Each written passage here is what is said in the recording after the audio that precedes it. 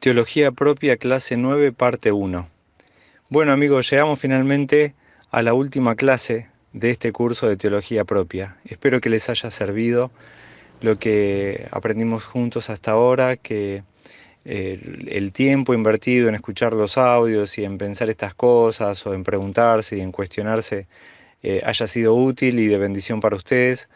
Si es así, el tiempo que yo haya invertido o el esfuerzo es toda una recompensa saber que les ha servido. Así que esta es la última clase, el mes de este curso termina hoy y quería entonces cerrarlo trayendo todas las aplicaciones que nos trae esta doctrina de la Trinidad para nuestra vida, la de nuestra familia y la de nuestra iglesia. Resumiendo brevemente, en las últimas dos clases aprendimos que la Biblia nos hablaba de un Dios único, singular,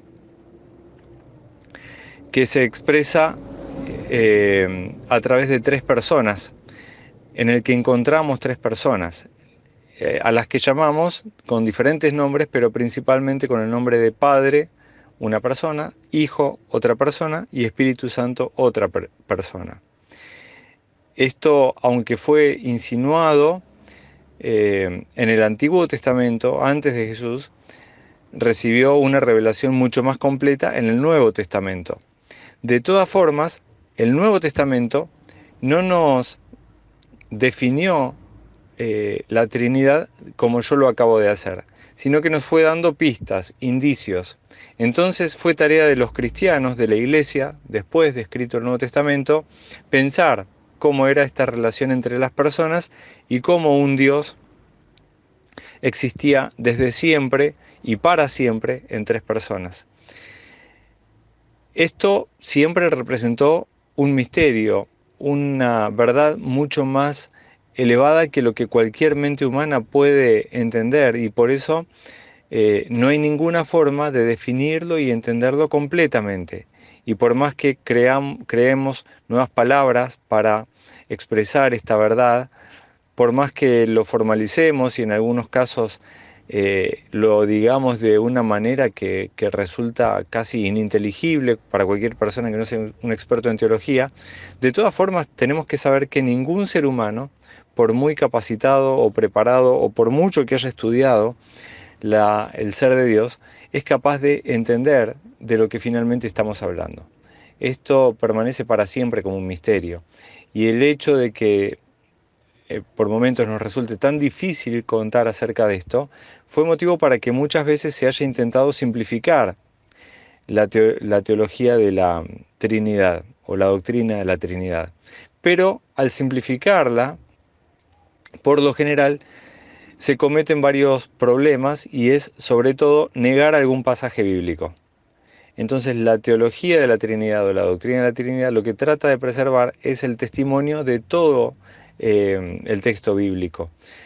Entenderlo, encontrar la relación entre sus distintas partes o sus distintos conceptos y expresarlo de alguna forma, aunque sea imperfecta, aunque sea con palabras que todavía no sabemos definir muy bien, pero expresarla de alguna forma, y esto es lo que tratamos de hacer con la Trinidad. Estos intentos de simplificación fueron básicamente de tres tipos. Uno es el triteísmo, que es decir que lo que existe en realidad son tres dioses, que ya nos lleva al politeísmo, y esto fue muy común en el paganismo, el politeísmo fue muy común en el paganismo, pero también hay expresiones que se llaman cristianas que también son politeístas. Eh, eh, Nosotros podemos pensar en los mormones como dentro de este grupo. Los mormones, para los mormones existe una diversidad de dioses. Entonces, no hay una confesión en un único Dios verdadero. Otra forma de simplificación ha sido decir que en realidad existe un solo Dios y que ese Dios se expresa de diferentes maneras a lo largo de la historia. En el Antiguo Testamento se expresa poniéndose el nombre de Padre o el rótulo de Padre o la máscara de Padre, y luego cambia de máscara y en el Nuevo Testamento se expresa como Hijo, como Jesús, y luego en la era después de la ascensión de Jesucristo toma el rol de Espíritu Santo. Entonces es un Dios que va ocupando distintos roles, papeles, poniéndose distintos nombres o máscaras a lo largo de la historia. Esto es otro error muy común y muy extendido en las iglesias evangélicas, incluso pensar que el Padre o el Hijo y el Espíritu Santo son en realidad manifestaciones de Dios, son formas o maneras en las que Dios se expresa, pero que no son distintos el uno del otro. Y sin embargo esto también contradice el texto bíblico porque Jesucristo oró a su Padre, lo cual no tendría ningún sentido si Él fuera el mismo Padre, y Él reclamó a su Padre el haber sido abandonado en la cruz, que tampoco tendría ningún sentido si Él mismo fuera el Padre. Entonces, no tiene ninguna justificación bíblica pensarlo de esta forma, aunque para los que lo sostienen es un gran alivio simplificar el problema y aliviar la carga de la teología o la doctrina de la Trinidad. Estas son expresiones muy comunes, y otra que también apareció fue el subordinacionismo, que es suponer que Dios está tan elevado y distante que no puede tener contacto con los hombres, ni con la tierra, ni con nada de su creación, y que por lo tanto creó en algún momento de la eternidad a un Dios inferior, pero que puede tener comunicación entre la creación y el Dios trascendente e intocable. Este es el subordinacionismo, que proviene de Arrio principalmente, y después de distintas expresiones que también tomaron otras formas. Entonces, la pregunta es, siendo una teología compleja, ¿tiene sentido, tiene importancia dedicarle tanto tiempo, dedicarle un poco de reflexión, dedicarnos a enseñarla? En la sociedad occidental actual, en general la gente tiende a pensar que es una doctrina completamente irrelevante. Para el hombre moderno es una doctrina absurda, que no tiene asidero en la razón, no es razonable, es irracional, es compleja y es totalmente irrelevante sin ninguna aplicación a la vida práctica. De hecho, el filósofo alemán Immanuel Kant se quejó de que, tomado literalmente, y estoy citándolo, tomado literalmente, de la doctrina de la Trinidad no se puede hacer absolutamente nada que valga la pena para la vida práctica.